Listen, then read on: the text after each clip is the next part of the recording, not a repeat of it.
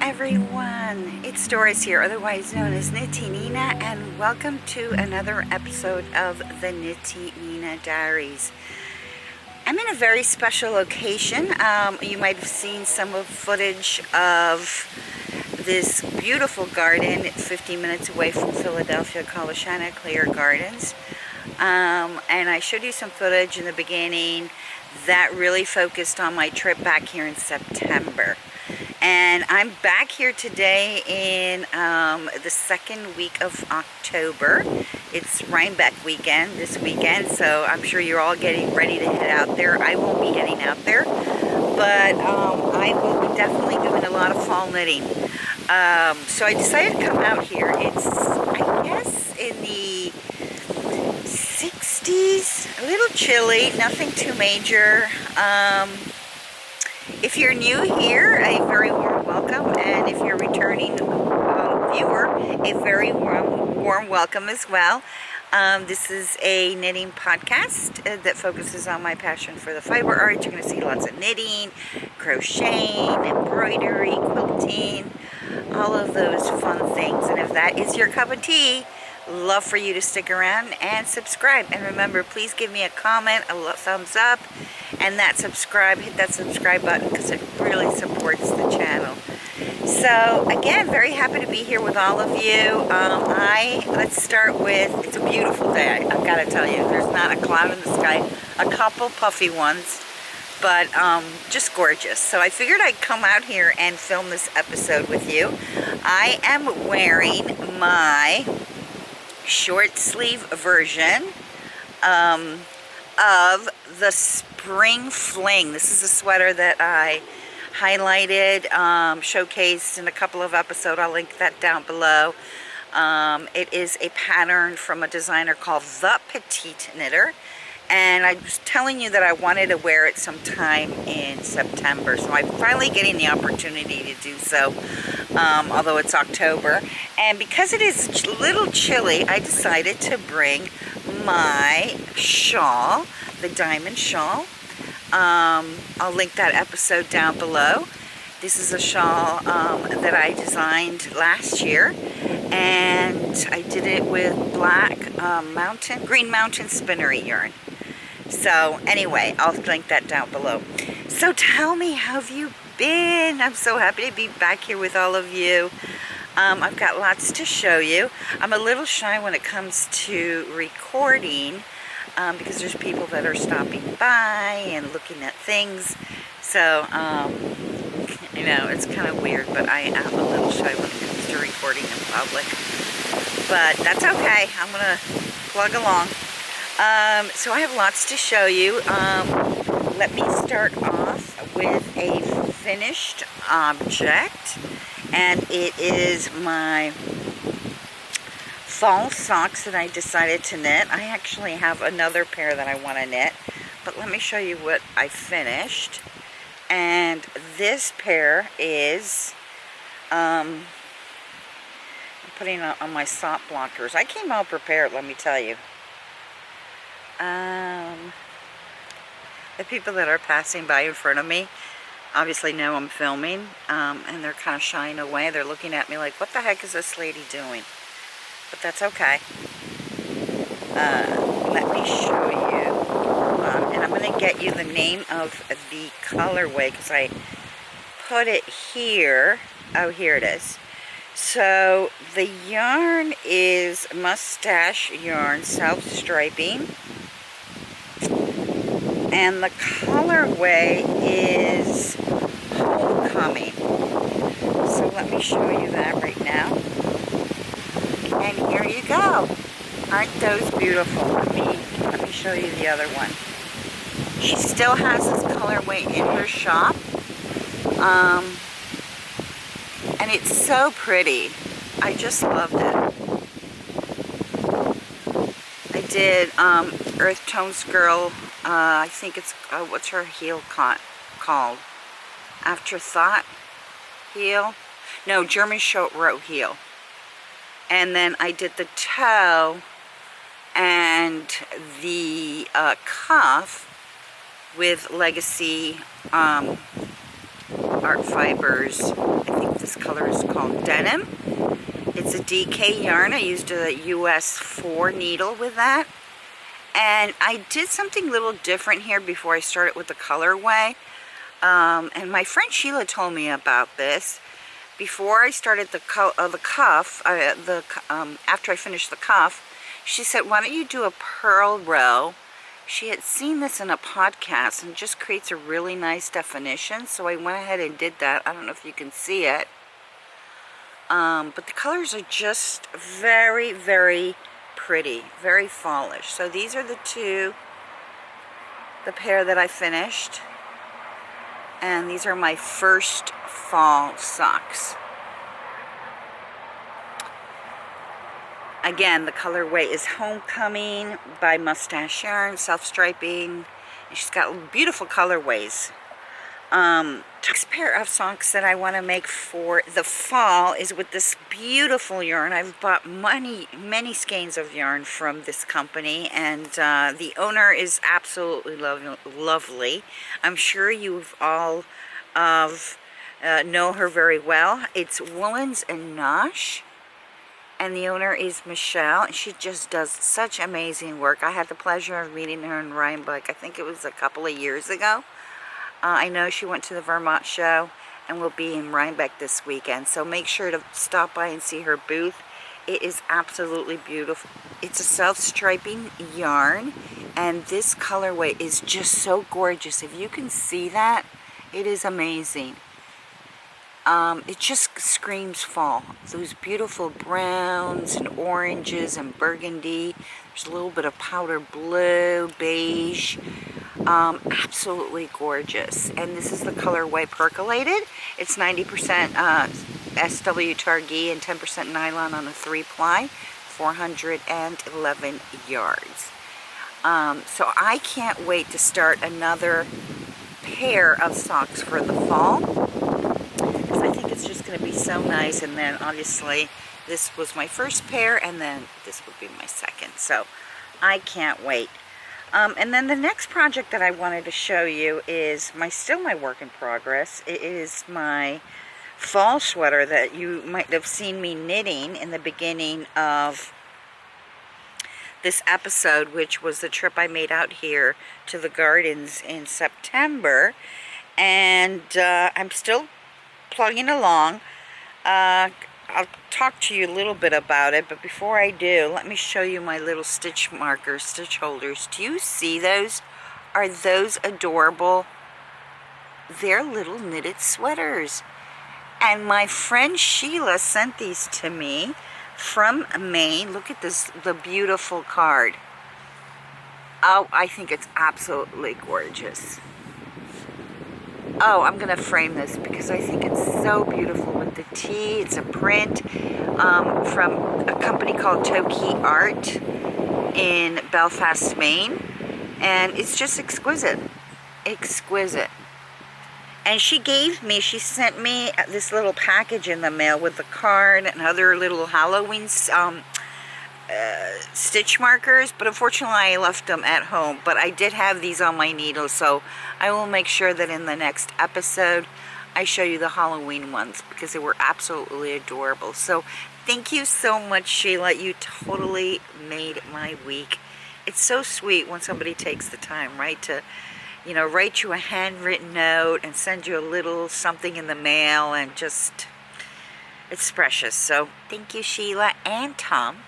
her husband, who also signed the card. He's so sweet. He's another follower and always takes the time to leave me a sweet message. So thank you guys for being so special. So going back to my work in progress, the sweater was the port sweater from Mazzetto. I was about to unravel the whole thing, believe it or not, on Sunday, because I wasn't feeling it. But let me show you. I mean, last time I showed you, I had started at, I think I was here in the front, and then I had already done the short rows in the back, but I finished the back, as you can see, and I finished the front. So that's pretty good, right? You can see it all front. And it's got like this little pickup where you pick up stitches, but that, like the seam of the shoulder, but it really falls a little bit towards the back of it. And then this ribbing that happens to be kind of where the sleeves are going to start. Now, it's a drop shoulder construction. I still have to pick up the collar. And then this is the ribbing in the bottom, a 1x1 rib. And I did, when I started doing the tubular cast off, but let me tell you, with mohair and everything, it was just a nightmare. So I actually cast it off on pattern on a knit 1 purl 1 ribbing bind off. And I think it turned out nice. The sleeves, again, I was talking about the construction, it's a drop shoulder. So I was looking at constructions, and the sleeve, when I picked up the sleeves, it was just too wide. So then when I tried it on, I had too much kind of fabric here next to the bust area. And if you're heavy chested like I am, I think a drop shoulder with that amount of fabric just enhances more your proportions there, which is not what I want. So again, I started thinking, you know what, I'm going to just rip it off because the yarn is so beautiful. And I'll link the episode down below. Oh, I do have the yarn actually here with me. So I am using this, I got in Maryland. It's called Tintagel Farms in Pennsylvania. I think it's in Pennsylvania. Yeah, in Glenville, PA. And the colorway is Glacier. And it comes from her sheep. That the name of the sheep is called Frank. And Frank is just a beautiful little sheep. And here it is. This is the label. And this is the yarn. Isn't that gorgeous? I talk a lot about this yarn in the last episode, so I'll link that down below. And I'm using that, I'm pairing it, I should say, with Sandus Garden Tin Silk Mohair. And this colorway, do they have a colorway? Yeah, colorway is 5535. Just a perfect match in heaven. So, I'm, you know, again, I was kind of hoping that the fit would be better because I was getting, again, like I was saying, so much bulk here. But what I decided to do, I was going to rip it, frog it, the whole thing. What I decided to do is, instead of frogging it, I went down and unraveled the sleeve. And then picked up maybe, I would say, maybe 3 sizes down for the sleeve. To see if I get less fabric here on that area where it's the underarm and the bust level. So I'm gonna plug away and keep doing it. Because I think that, you know, I've knitted so much. I mean, I'm almost done. I mean, done would be, you know, a big word here, but I still have just the sleeves and the collar to do. So I'm going to plug along. I think maybe blocking might help. it, I'm still going to give it a chance, because it's just, it is beautiful, and I have put so much work into it. So let's do that. I'm going to go ahead and keep plugging along, but I wanted to show you the progress of the Port Sweater by Ozetta. You know, she came out, and I hadn't seen this at the time, so maybe she had already published it, because if I would have seen that pattern, I would have gone for that one instead. She has the Port cardigan, which a lot of people are currently making, and again, it's the same concept of this ribbed section here that drops shoulder, and you have this rib here, and with a little higher kind of turtleneck cardi. That might have been a better choice for me, but again, I didn't see that pattern when I was looking for pattern. So, but again, lots of work here. I'm going to plug along. Hopefully in the next episode, I should have this finished, and should have that finished, and hopefully a new cast on. Don't know what I'm casting on next. I am leaning towards something Fair Isle, so I'm definitely going to do something. I'm either thinking olive green, something like that for the fall, kind of a very nice fallish Thanksgiving colorway. And I'm also thinking of maybe casting on a Fair Isle sweater for Christmas. So let's see how much I can accomplish. But that's the update. And then the other update I wanted to give you, and I did bring it here. I brought all my stuff in my little tisket tasket here, is the progress on my quilt. Now, I have done a lot. So in the last episode, I had, let's see, I think I had shown you that I finished 100, almost 100 of the EPP hexagons. They still had their paper, but I had all sewn them together. And I have progressed, in my opinion, a lot, because what I did is I took the time and I removed all the paper. I ironed everything out, each piece, and then I cut all the fabric for the square where I'm going to applique the hexagon flower onto it. Those were 9.5 squares. I cut all of those. I had told you that I was running out of fabric, but the selvage didn't tell me the brand. So I went down a deep dive in my email account and literally did a search of blue, until I found this email that it said, thank you for your order of blue fabric, and bingo, guess what? I found the fabric, and it was Cohen. I'll have to put it in the screen here, but I finally found the fabric. I still had it available in that color, so I bought extra yardage, so oof, I got that. And I continue to do that, and I'm going to insert a video of all of what I'm talking about, this progress.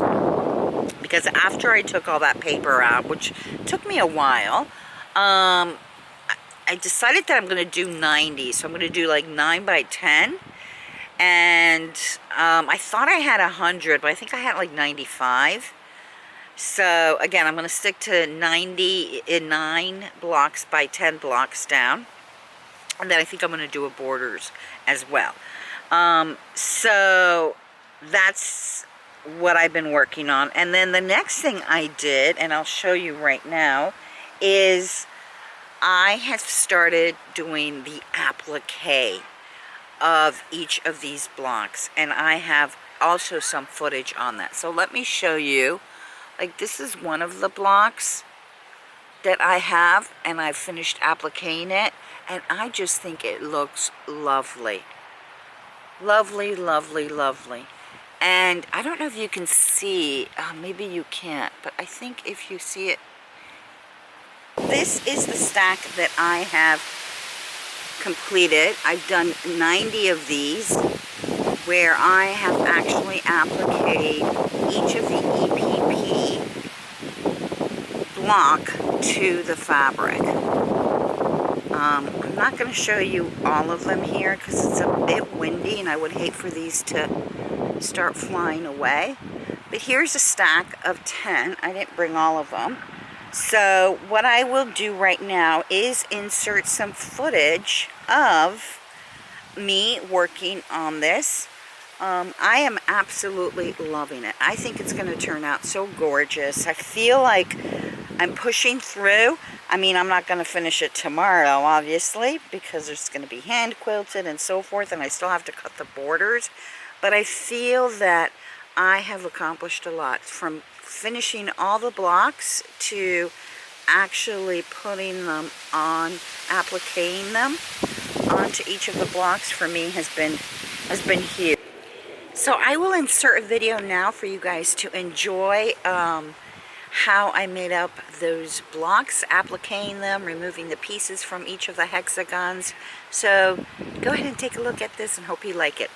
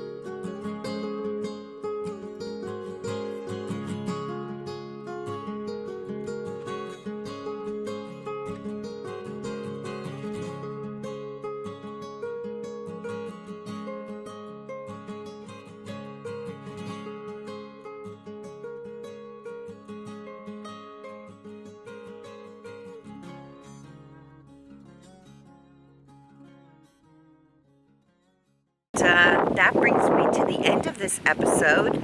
Hopefully you enjoyed the atmosphere. Hopefully you could hear me, because guess what? I forgot my microphone at home, but I might have to turn up the volume here when I'm editing. But yeah, hope you enjoyed everything, and I look forward to being with you next time. Please let me know how you've been doing, what you're up to, what's on your needles or your crochet hook, or what's on your sewing machine, embroidery, whatever you're working on that inspires you. I would love to know what that is. And for those who are not going to Rhinebeck this weekend, you know, hopefully this will be an episode that you can sit comfortably in your home and watch it with a great apple cider or apple cider donut and tea, and make believe that we're out there in Rhinebeck with all our dear friends. So thanks everyone, and I will see you in the next episode. Happy making. Ciao, ciao. Bye.